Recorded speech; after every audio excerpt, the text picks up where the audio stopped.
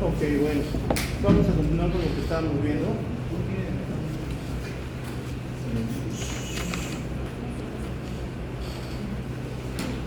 Leíamos esto, ¿no? De las técnicas radiológicas convencionales.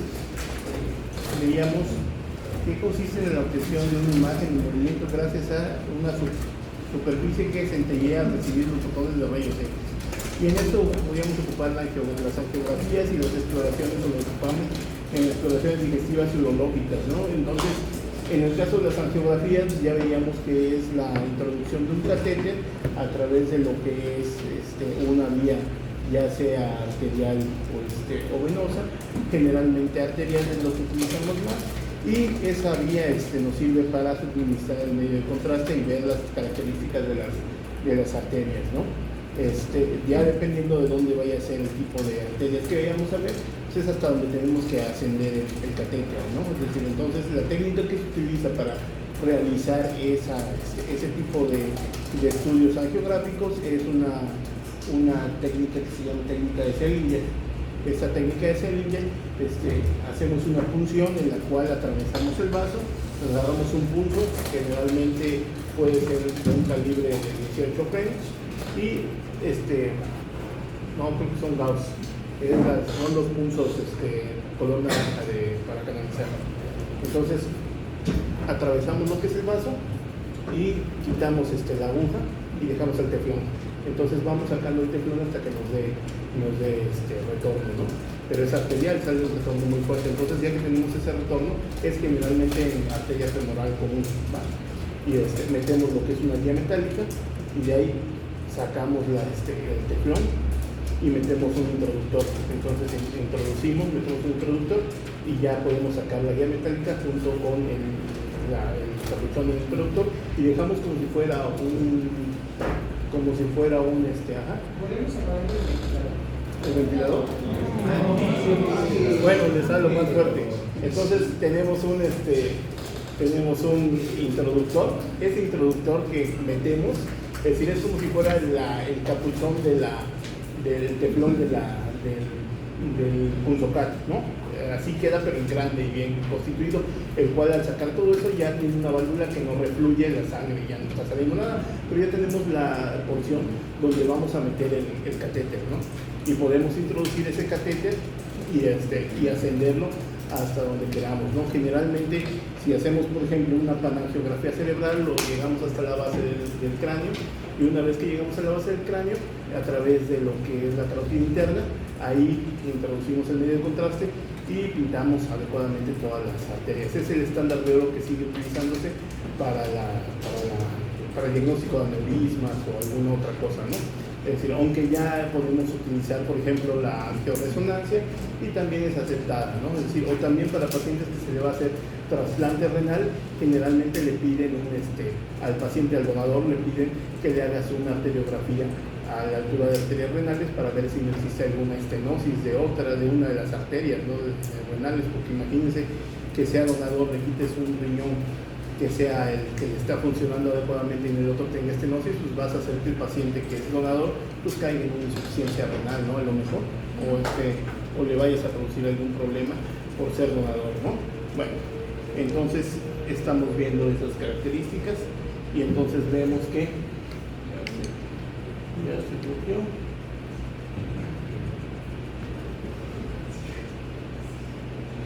No quiere. ¿Otra vez el español? Ya.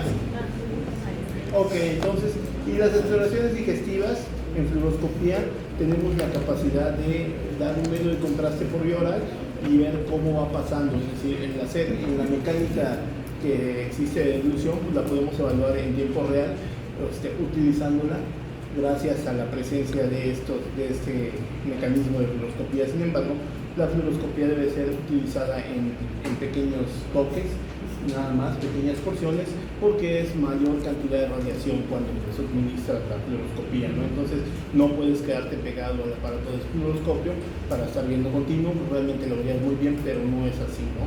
Estás administrando mucha radiación al paciente si hicieras de esa forma, ¿no? En forma coherente y adecuada, pues podrías administrar mejor. Ahí está, ¿no? Lo que veíamos es, estas son las características. ¿Por qué se ven negros los vasos las estructuras óseas? Si se dan cuenta en esto, pues se ven negros porque prácticamente pues cambiamos de positivo a negativo simplemente en el aparato, ¿no? Es decir, entonces todo lo que realmente se tendría que ver de color blanco o radio opaco se está viendo radiolúcido negro, pero realmente es por inversión de la imagen, ¿no? Dense cuenta el gas que está en los intestinos ahí junto en aquella imagen de la esquina superior derecha, pues se ven blancos, ¿no? Entonces nada más invertimos lo positivo a negativo y viceversa, ¿no? Y en el otro lado es una panangiografía cerebral, ¿no? Estamos viendo las características de las arterias, pero esta es una característica determinada. Cuando se hacen ese tipo de panangiografías cerebrales con los equipos que existen que son de hemodinamia, se hace una cosa que se llama sustracción digital. ¿Qué es la sustracción digital? Vamos a quitarle las estructuras óseas, si se dieron cuenta. Tendríamos que ver los huesos y los del cráneo y todo, pero pues hacemos ese tipo de filtro y quitamos esas estructuras óseas. Dense cuenta, en el lado derecho pues se ve la columna, ¿no? Ahí sí se ve la columna, no tiene sustracción, y en el lado izquierdo se le origina sustracción digital, ¿no? Quedan únicamente las cosas que tengan mayor densidad, ¿no? Y en este caso es el medio de contraste. Ese medio de contraste que se administra para esos estudios de panangiografía está diluido. Generalmente se diluye con solución salina para que no metas gran cantidad de medio de contraste, ¿no? Porque si no sería demasiado medio de contraste y pues también vas a producir un problema en tu paciente, ¿no? Y en el lado inferior estamos viendo una alteración en la curvatura menor, ¿no? Del estómago. Dense cuenta cómo el medio de contraste es lo negro en este caso y lo blanco es el aire. Esta es una serie esófago-gastrodenal en donde lo blanco es la distensión del estómago y lo negro es el contraste que se acumula en ciertas porciones, ¿no? Y hacia la curvatura menor del estómago vemos una imagen en mordida de manzana, ¿no? Es decir, lo más seguro es que sea un cáncer, ¿no? No está tan específico, pero sí se ve un poco, ¿va? Entonces, y hay tránsito del medio de contraste al resto del intestino. En el lado contrario, en esta imagen, estamos viendo lo que es una cistourografía. ¿Por qué se logra ver como si estuviera eliminando el contraste? Es decir, las urografías escritoras se ven así, ¿no? Hay excreción hacia los riñones cuando inyectas por vía endovenosa y baja, ¿no? Pero en este caso no. En este caso lo que nos está produciendo eso es que llenamos la vejiga a través de la uretra con una sonda con un medio de contraste hidrosoluble diluido en agua y se vencieron los esfínteres que retienen esto y ascendió el medio de contraste hasta allá arriba. Entonces es un reflujo vésico, ureteral y lateral importante porque está dilatando todo el sistema clerector o el sistema clerocanicial de ambos riñones, ¿no? Entonces tiene un reflujo importante. Ese paciente pues tiene que ser tratado porque si no ese reflujo, así como está refluyendo este medio de contraste, así está refluyendo la orina y a la larga va a presentar insuficiencia renal, ¿no? Entonces tenemos que ver por qué está refluyendo y cuál es el tratamiento a seguir, ¿verdad? Bueno, en ultrasonido. ¿Qué es el ultrasonido? El ultrasonido es una onda acústica o sonora cuya frecuencia está por encima del espectro audible del oído humano, que corresponde aproximadamente a 20.000 Hz, ¿no? Entonces, si ponemos a definir estas características, vamos a ver que el infrasonido es por debajo de 20 Hz, ¿no? Y tampoco lo podemos percibir como humanos. El sonido que percibimos como humanos está entre los 20 Hz y los 20 kHz o 20.000 Hz, que es lo mismo, ¿no? Es decir, es perceptible. Y lo que está por arriba de 20.000 Hz o 20 kHz es ultrasonido y no es perceptible para nuestro oído, ¿va? Entonces, en el caso de este tipo de sonido que tiene unas frecuencias muy altas, la máquina ultrasonido crea imágenes que permiten examinar varios órganos en el cuerpo y esta máquina envía ondas sonoras de alta frecuencia que hacen eco en las estructuras corporales y una computadora recibe dichas ondas reflejadas y las utiliza para crear una imagen. Entonces, ¿qué pasa con el ultrasonido? Nosotros tenemos un equipo de ultrasonido en el transductor que se llaman así lo que nos ponen en el abdomen. Ese transductor está constituido o armado de diferentes formas, ¿no? Es decir, los más frecuentes que se utilizan son convexo y lineal, ahorita les voy a poner. pero esos son los más frecuentes. La forma convexa o curvilínea se adapta mejor al abdomen y a diferentes partes, y la lineal se adapta mejor a las porciones más pequeñas, ¿no? Entonces también las frecuencias de los aparatos de ultrasonido, de los transductores que se utilizan o esas ondas, son diversas, ¿no? Es decir, son para lo que son las cosas más profundas necesitamos menor cantidad de megahertz, y las cosas más superficiales utilizamos mayor cantidad de megahertz. ¿Por qué?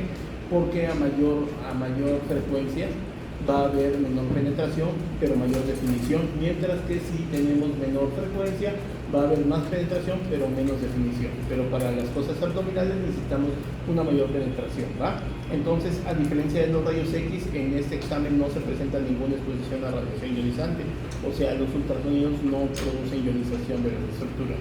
¿Qué hace el ultrasonido? Tiene esta imagen, bueno, ahorita lo vamos a ver. Al igual que cualquier otra onda, el ultrasonido sufre un fenómeno llamado atenuación dentro de las diferentes estructuras del cuerpo. Entonces, aquí está un equipo de ultrasonido convencional, es decir, está constituido por una pantalla, que actualmente pues, sería el más viejito, sería una pantalla plana, un teclado que se encarga de, aparte de escribir con una computadora, se encarga de modificar las funciones de ultrasonido, es decir, dependiendo de qué quieras hacer, ¿no? Y los traductores que ahí están puestos tres, que es un lineal, un sectorial y un convexo. Los más frecuentes es el primero, ya está arriba, y el último, que es el convexo, ¿va? Entonces, aquí están los traductores más frecuentes. El convexo, que su nombre lo dice, es convexo, y el lineal, que su forma es cuadrangular o recta, ¿no? Entonces, el convexo generalmente son multifrecuencias y tiene 3.5 MHz el convexo, y el lineal tiene 7.5 MHz. Aproximadamente van más o menos esos rangos, por eso son multifrecuencias, porque pueden llegar hasta los 11.5 MHz del 7.5 y el otro ascender a 2 o subir hasta 4 más o menos. Entonces, estos son otros tipos, pero son modificaciones de los primeros, ¿no? El sectorial se utiliza en cardiología, ¿por qué? Porque tiene una cabeza muy pequeña y podemos meter los intercostales, ¿no? Y lo que es el endocavitario, que es este que estamos, podemos utilizarlo en dos situaciones, ya sea transvaginal para ver lo que es el útero en forma más adecuada, o transrectal para valorar la biopsia y poder tomar hasta biopsias, ¿no? Acá tiene un aditamiento especial para la toma de biopsias en este caso, que es a través de este aditamento que están viendo ahí, se introduce una aguja de corte y se toma una serie de biopsias en forma transrectal en el caso de la próstata, ¿va? Entonces no necesitamos abrir al paciente ni nada más es introducir y hacer la serie de tomas de biopsias, ¿no? Dirigidas. Entonces, bueno, el convexo, ¿qué es lo que hacen los ultrasonidos? Los ultrasonidos tienen la función, el transductor de emitir, es decir, transformar la onda eléctrica en una onda sonora. ¿Por qué? Porque tienen un material en su interior, un material piezoeléctrico que va a vibrar. Generalmente puede ser cuarzo, puede ser cerámica, varios tipos. Entonces lo que hace es que viene la energía eléctrica, hace que ese material vibre mucho y emita ondas de ultrasonido. Entonces esas ondas de ultrasonido son emitidas en nuestro cuerpo, y gracias a una cosa que se llama impedancia acústica, que son las diferencias entre las densidades de las estructuras, hace que reboten las ondas. Si no existen diferencias entre eso, no va a haber ese rebote y nuestra imagen no va a ser adecuada. Entonces, nuestro cuerpo mismo tiene esas características, y ya sabemos que el cuerpo humano y los tejidos blandos en promedio se transmiten a 1500 centímetros sobre segundos, más o menos la velocidad del sonido en el tejido. Entonces va pasando por diferentes estructuras, va regresando, pero a través de eso sufre este fenómeno de atenuación. Si el paciente tiene mayor panículo adiposo, va a ser mayor la atenuación que va a tener, va a ser más difícil que lleguemos hasta la porción más profunda, y pues nuestra imagen va a ser borrosa y va a ser poco definida, ¿no? Es decir, para llegar a las estructuras del paciente más delgado, pues va a tener esas características que se va a visualizar mejor. En el caso de, por ejemplo, de un ultrasonido que sea abdominal, ¿no? Es decir, que lo estemos viendo y que queramos ver, por ejemplo, hígado, vesícula, páncreas, lo que corresponde a riñones, pues estructuras que están como el vaso o estructuras del hueco pélvico como el útero, ovarios. En estos casos, dependiendo de la estructura que vayamos a revisar, pues podemos utilizar algunas técnicas. Por ejemplo, cuando vamos a revisar el útero o la próstata, ya sea hombre o mujer, es decir, entonces ponemos a llenar al paciente. ¿Por qué ponemos a llenar o tomar agua al paciente? Porque, ¿qué piensan que por qué lo ponemos a tomar agua? Para que se vea. Para que se visualice mejor. ¿Para qué? Se visualice mejor. ¿Pero por qué? Para que alcance su mayor tamaño. ¿Qué? Para que alcance su mayor tamaño. ¿Qué cosa? Pues el órgano. No, el órgano no se llenaría de agua. No, ¿qué? Para que rebote más en su vida. Básicamente lo que estamos llenando es la vejiga, ¿no? Es decir, entonces la vejiga, ¿qué va a hacer? Nuestro principal enemigo en el caso del ultrasonido, ¿quién es? El aire, ¿no? Porque el aire no transmite adecuadamente el sonido. Lo que transmite bien es el líquido, ¿no? El líquido tiene un conductor muy bueno para el sonido. Entonces lo que hacemos es dar una ventana acústica. Es decir, hacemos que llena la vejiga y como sabemos que la vejiga se encuentra pues por delante de lo que es el útero, pues podemos dar esa ventana y también hacemos que se separen las asas de intestino. Las asas de intestino estarían arriba y hacen que se separe. Si el útero está lateralizado hacia la derecha o hacia la izquierda, ahí ya valimos todo, ¿ah? Es decir, ¿por qué? Porque se va a meter el aire y ya no vamos a ver también las estructuras. Por eso es que muchas veces los ovarios son más difíciles de visualizar, porque si el útero está ligeramente lateralizado hacia un lado, pues se va a ver con mucha dificultad el ovario del lado donde está lateralizado, ¿no? Entonces distendemos para hacer una ventana acústica adecuada. En el caso del abdomen, pues no podemos hacer ventanas acústicas, es decir, lo vemos directamente como está, ¿no? Pero hay veces, por ejemplo, estructuras retroperitoneales como el páncreas, pues no la podemos ver adecuadamente, ¿no? Por eso nos dice la literatura que en los casos de pancreatitis aguda, el mejor método, pancreatitis crónica, el mejor método para visualizar eso sería la tomografía computada. ¿Por qué? Porque la tomografía hace cortes y no importa si hay gas o no hay gas. En el caso del ultrasonido, si tienes mucho gas intestinal, pues no vas a lograr ver el páncreas aunque tenga cambios por pancreatitis, ¿no? Es decir, va a estar muy profundo y está muy posterior y antes hay gas intestinal y no tenemos forma de desplazarlo. Podemos utilizar algunas ventanas adyacentes, como sería el lóbulo izquierdo del hígado, o podremos verlo a través del vaso, pero nos costaría un poquito de trabajo. Generalmente es en el centro y el gas no nos deja verlo. Entonces el agua es nuestro mejor aliado y el peor enemigo es el gas, ¿no? En el caso del ultrasonido, ¿no? Y es un estudio muy operador dependiente. ¿Qué quiere decir eso? Que depende de quién lo haga. Es decir, si yo tengo mucha experiencia en hacerlo, pues va a depender de mi conocimiento que salga bien el estudio. Y si alguien tiene menos experiencia y no sabe ni verlo bien, pues va a costar mucho trabajo que realmente lo haga bien. A diferencia de otras cosas como los rayos X y la tomografía, ¿no? La tomografía computada y los rayos X o al último la resonancia magnética dependen de que se sepan nada más las secuencias adecuadas para tomarlas y pues no hay problema, la puede hacer cualquier técnico que sea novato, lo enseñamos en una semana y lo puede hacer, ¿no? Es decir, puedes agarrar un equipo de rayos X, colocas, te dicen cómo colocarlo y todo, y es una máquina, tome aire, respire, no respire y tomas una placa rápido, ¿no? Pero no depende, no es tanto operador dependiente, ¿no? Porque pues si llevas las secuencias, todo puedes hacer igual, ¿no? Pero en el caso del ultrasonido sí depende de quién lo tome, ¿no? Si lo toma el que no sabe mucho, no tiene tanta experiencia, pues va a costar, no le va a salir, ¿no? Es decir, entonces es una de las cosas que más se complica, ¿no? Y ese paciente que tiene, ¿qué le ven ahí? Es un hígado. Entonces, ese hígado está muy chiquito, de bordes irregulares, de una ecoestructura grosera, o sea, ecos distribuidos en forma heterogéneamente difusa, es decir, y está muy pequeño y alrededor que hay lo negro, en el caso del ultrasonido, lo negro se llama, bueno, puede ser, si está totalmente negro es anecoico, si está con tendencia a ser negro se llama hipoecoico, y si está con muchos muy blanco se llama hiperecoico. O sea, lo muy blanco es hiperecoico, ¿por qué? Porque hay muchos ecos, es decir, rebotan muchos ecos y se ve muy blanco. Si no hay nada de ecos, pasa derecho. Es decir, que es el agua. Hiperecoico. hiperecoico, hipoecoico y anecoico. Y puedes mencionar otra cosa más, isoecoico, pero cuando mencionas isoecoico tienes que mencionar isecoico, que por ejemplo podemos decir, si estuviéramos viendo el riñón ahí, podríamos decir el hígado, en el caso de que fueran de la misma ecogenicidad o de la misma textura, diríamos el hígado es isoecoico o similar a la ecogenicidad del riñón derecho. Ya, lo estamos comparando, ¿no? Las cosas isoecoicas siempre tienen que tener un punto de comparación, no puedes decir, esto es isoecoico porque no menciona nada, ¿no? Puedes decir que el hígado está hiperecoico, sí lo puedes decir, porque ya tenemos un conocimiento previo de cómo debe ser el hígado, qué ecogenicidad debe.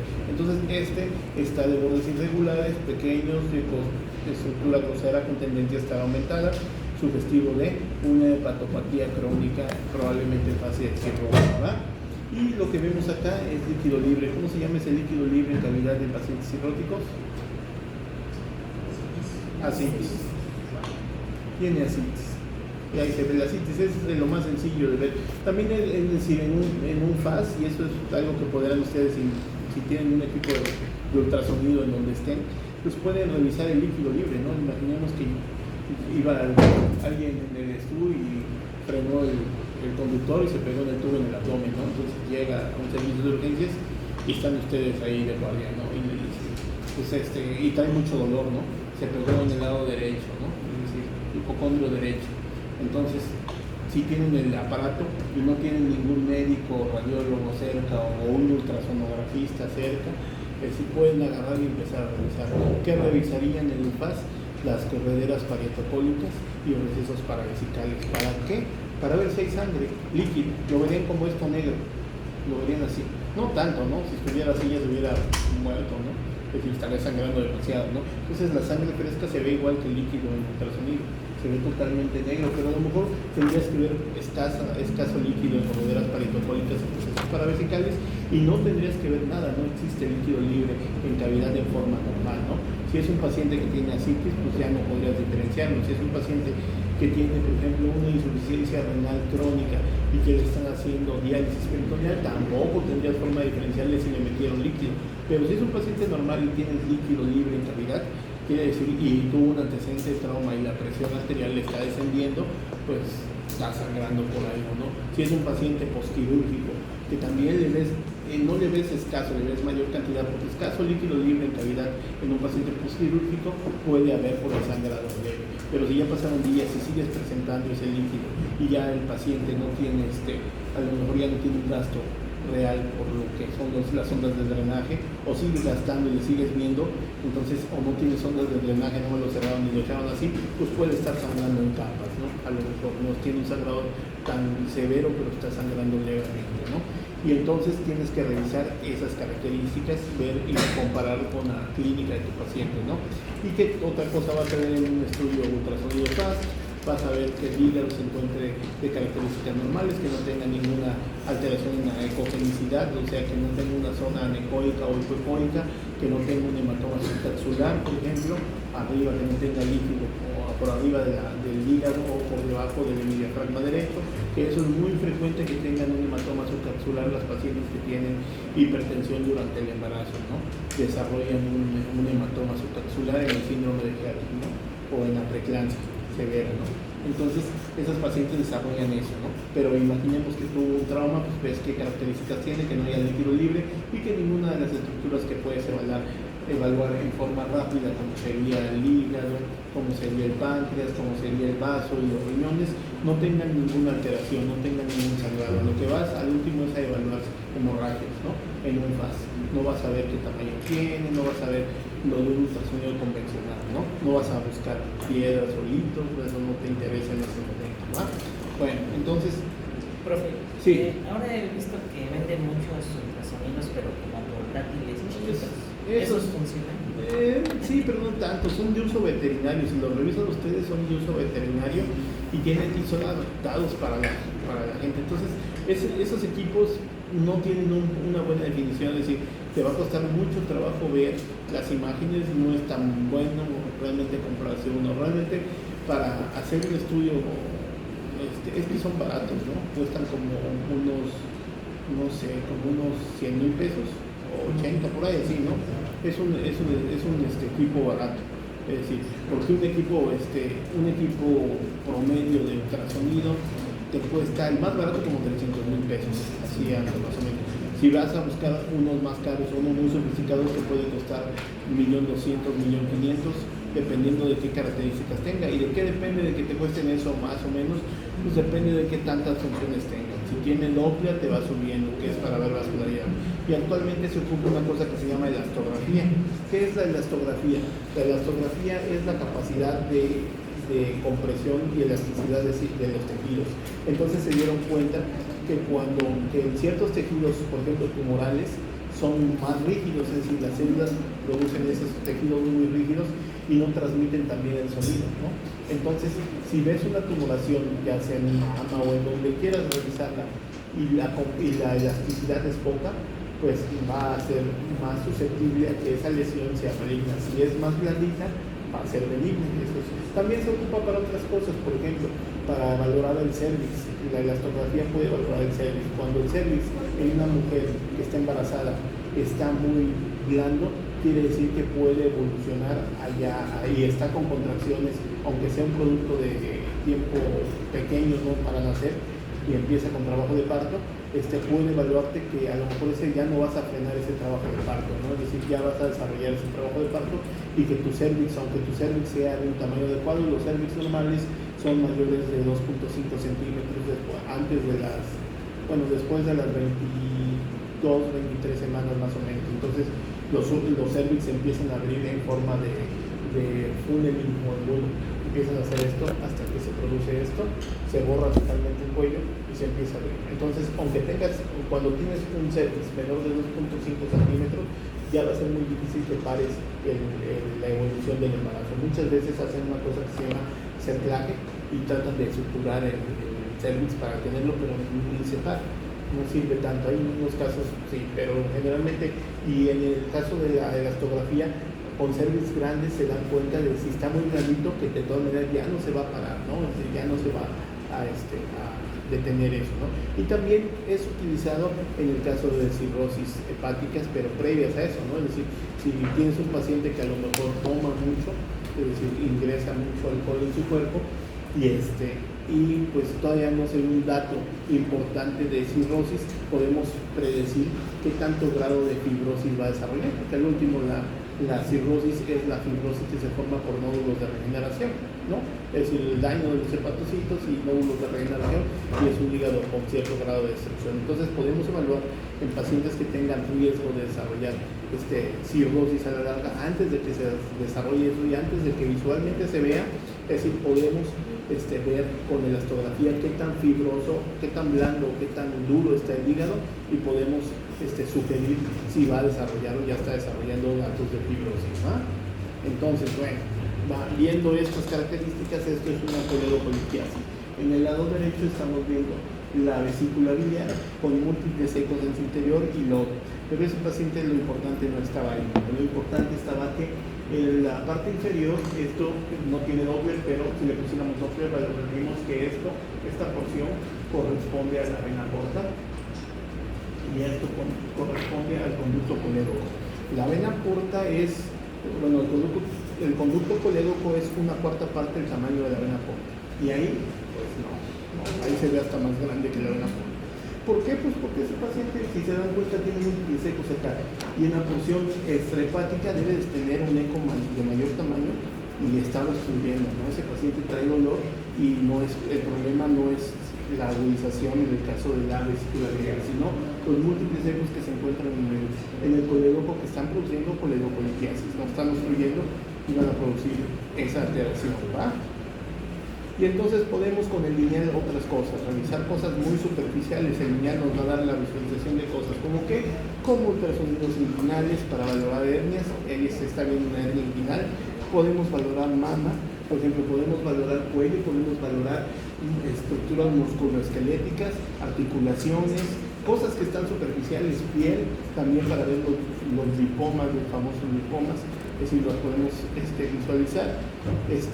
También podemos visualizar los testículos. Vean, estos testículos están en un barrio extendido, y en el de abajo hay un testículo atrófico. El lado izquierdo tiene un testículo muy chiquito, ¿va?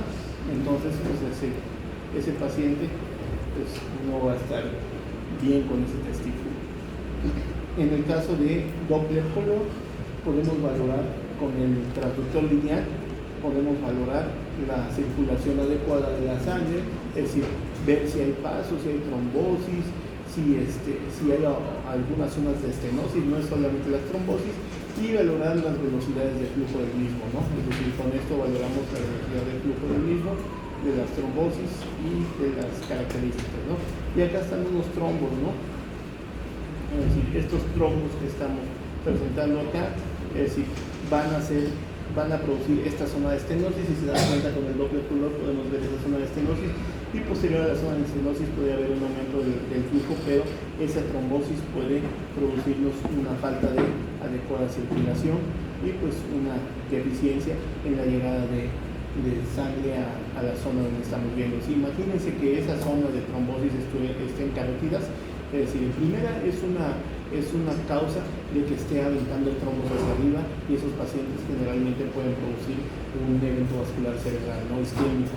Es decir, y segunda, pues no le está llegando bien la sangre al cerebro, ¿no? Es decir, no le llega bien el agua al final.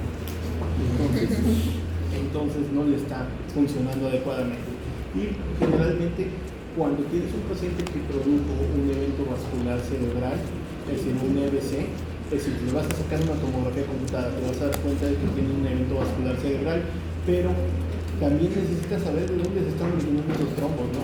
No creo que vengan de abajo. Si vienen de abajo, generalmente llegan, con la mecánica llegan al corazón, y si son pequeños, los trombos los desbarata. Si son trombos o coágulos, los desbarata el corazón en sus movimientos y no llegan. Si logran pasar eso, te va a producir si vienen de las piernas, una tromboembolia pulmonar, que es lo generalmente que producen de las piernas extremidades, pero a lo mejor si es una trombosis en cerebral, lo que tenía el paciente, pues va a ser generalmente de las carótidas, ¿no? De las carótidas. Entonces, ¿qué estudio tienes que mandar a hacer? Aparte de una tomografía computada, ya después de que le den tratamiento y todo, pues un Doppler de arterias carotidias y vertebrales, ¿va? Entonces le revisamos todas las arterias carotidias que tengan un flujo adecuado, que no haya zonas de estenosis, que no haya trombosis.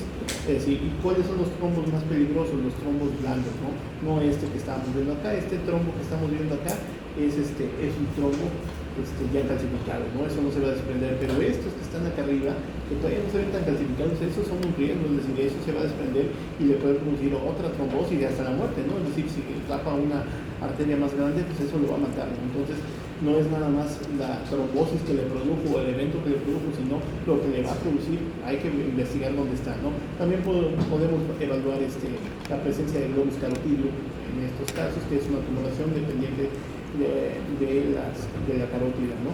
Es decir, es rara esta tumoración, y podemos ver también lo que es un aneurisma parcialmente trombosado de aorta abdominal en este caso, ¿no? Es decir, entonces vean las características de la luz, está muy dilatado y nos da abajo un signo de ya, ¿no? Es decir, nos está dando esas características, ¿verdad? Bueno, nos quedamos yo creo que hasta acá porque ya se nos acabó el rato. Gracias. Mañana les continuamos con esto, ¿va? Gracias. Y ya la